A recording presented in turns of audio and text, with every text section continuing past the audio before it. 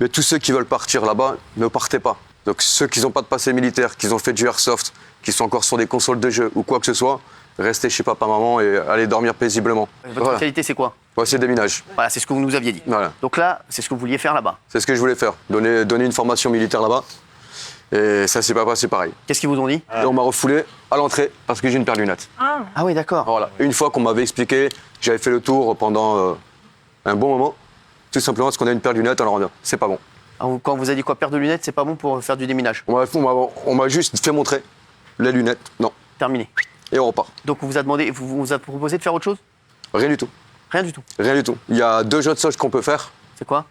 mais je suis pas suicidaire et pas Sniper. kamikaze. Sniper, C'est ça. Et voilà. Et le deuxième, c'est paracommando. c'est quoi? Dans le jargon français, paracommando. Donc ça, c'est partir au front. Partir au front directement. Et ça, c'est, il paraît que là-bas, on dit que c'est partir à la morgue. Hein. C'est ça, c'est le suicide. C'est ça. Donc qu'est-ce qui se passe? On vous dit, vous partez là-bas, vous savez que vous revenez pas, quoi. Vous avez très peu de chances de revenir. Bah, il n'y a pas que forcément partant sur le front. Juste en tant qu'engagé volontaire, on peut y perdre la vie. Ouais. Je suis parti avec un collègue, 2 collègues. Moi, j'étais refoulé. Lui, il est resté. Il n'a pas eu le temps de porter une arme, pas eu le temps de porter l'équipement. Il a eu le bombardement à Yarovif. Eh bien, il est resté, sans porter une arme. Il n'a rien compris, il a fait 24 heures. 24 heures, il est mort là-bas? Ouais. C'est dur ce que dit Fabrice, et c'est la réalité. Il faut le savoir. Voilà, c'est pas un jeu, c'est la guerre.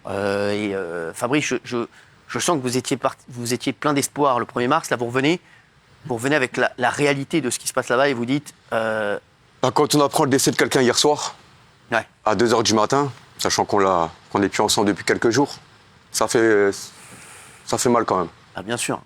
Donc là, vous étiez. Donc là, il était parti pour faire quelques jours d'essai au niveau des armes, Ouais. voir ce qui valait exactement. Et puis, bah, il n'a pas eu le temps, en fait. Il a été. Il n'a pas eu le temps. Il a été emporté par. Par le bombardement. Comment vous l'avez appris? Par téléphone hier soir. Comment c'est. Par un autre collègue à moi qui est sur place. Et justement, qui est aussi engagé là-bas. Alors moi, ce que je vais dire tout de suite, maintenant, après, si quelqu'un veut dire quelque chose, il me le dira. Mais tous ceux qui veulent partir là-bas, ne partez pas. Pas de passeport, n'y allez pas. C'est simple. Vous passez plus. Ouais. Si vous n'avez pas d'ancienneté militaire, vous passez pas.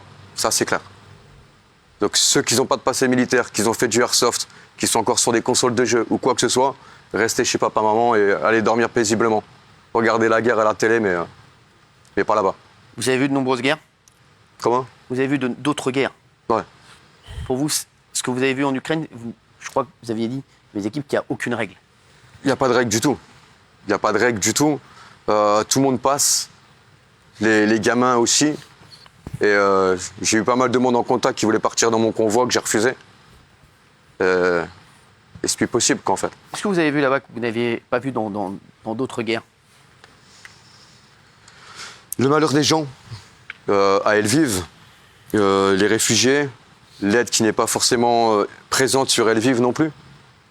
Des paparazzis. Ouais, c'est incroyable, des paparazzis. Tous ceux qui y vont avec leur portable pour filmer, pour regarder ce qui se passe, qui restent soit à la frontière polonaise ou qui rentrent à l'intérieur, les youtubeurs aussi. Ils connaissent pas, ils ont pas le danger. Et juste faire du buzz, Exactement. c'est ce qu'ils veulent en fait. Mais se faire un buzz sur la misère des gens, c'est pas la peine. C'est pas du tout la peine. J'ai pris quelques photos, j'ai pris quelques vidéos. On m'en a demandé, j'ai refusé de les donner. D'accord. Donc on m'a demandé des contacts, j'ai refusé aussi. Il y a des choses d'autres que j'ai vues que je peux pas trop forcément en parler. C'est quoi, vous pouvez nous dire? Je peux pas trop en parler. Mais J'ai des camarades qui sont encore sur place et j'ai des camarades mais par rapport à quoi? par rapport à pas mal de choses, par rapport aux armements, par rapport à que je peux pas parler parce que justement j'ai des propres camarades qui sont sur place. D'accord.